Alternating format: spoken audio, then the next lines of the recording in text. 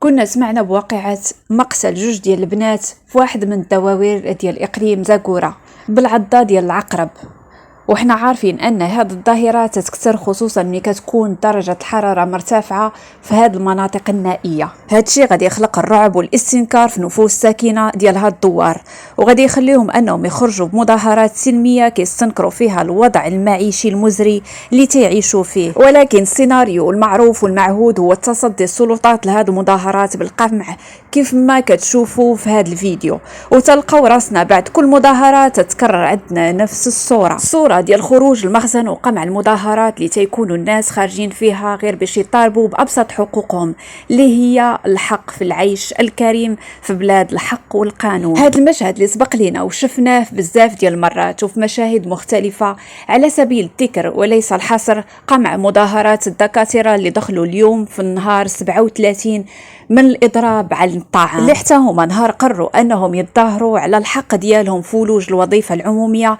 تم القمع ديالهم بنفس الطريقة. هاد الدكاترة منين غادي يتسد عليهم الباب ديال التظاهر غادي يلقاو الحل الثاني اللي هو الإضراب عن الطعام، وحتى هو ما غاديش يجيب نتيجة حيث غادي يبقاو مرميين وحتى شي واحد ما غادي يسول فيهم، يعني الحياة ديالهم رخيصة.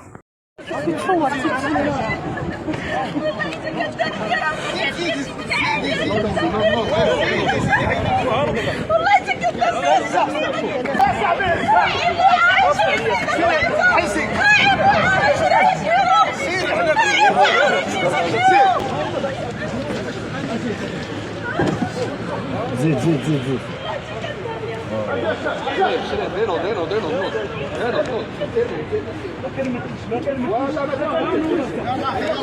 وما غنساوش المعتقلين السابقين ديال تيندو اللي حتى هما غادي يخرجوا في مظاهرات باش يطالبوا بأبسط حقوقهم اللي هي دمجهم في المجتمع المغربي من بعد ما فناو حياتهم من أجل الوطن. يلقاو راسهم حتى هما قدام نفس المشهد اللي هو القمع من طرف السلطات.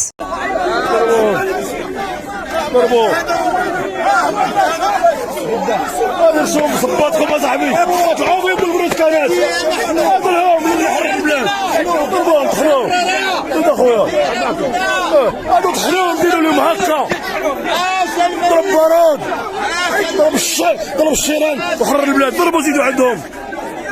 انتوما قوة مساعدة، تا هما راهم قوة مساعدة بحال ولا منكم كاينين هنا اللي حرروا البلاد وضربوا القرطاس.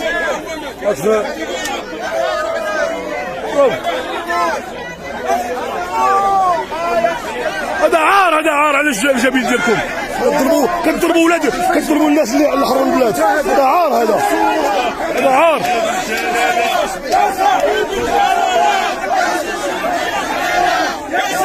جلالة اجي تشوف هذه الحالة، فيسبوك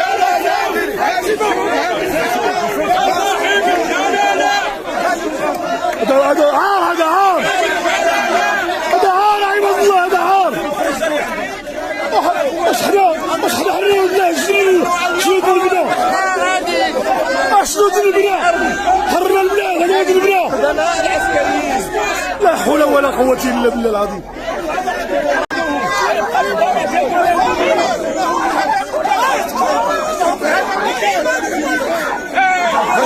خليه يشب البرد، هاد المشاهد اللي صعيب علينا حنا كمغاربه نتقبلوها، ولكن للاسف كنتقبلوها وتنغمضوا عينينا عليها، وماشي غير هاد الشيء، لا تنديروا فوق مآسي هاد الناس مهرجانات وسهرات والعامزين. والمضحك اننا هاد المظاهرات اللي هي حق دستوري لاي انسان مغربي تنقمعوها، وفي نفس الوقت تنتساهلوا مع شغب الجماهير الكروية، لا وتنظموا ولوجهم الملاعب بحال جماهير الحفلات والسهرات.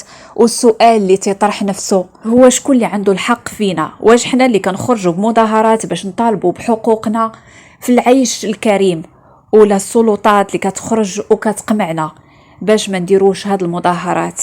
هاد السؤال مطروح لكم وانتم اللي غادي تجاوبوا عليه.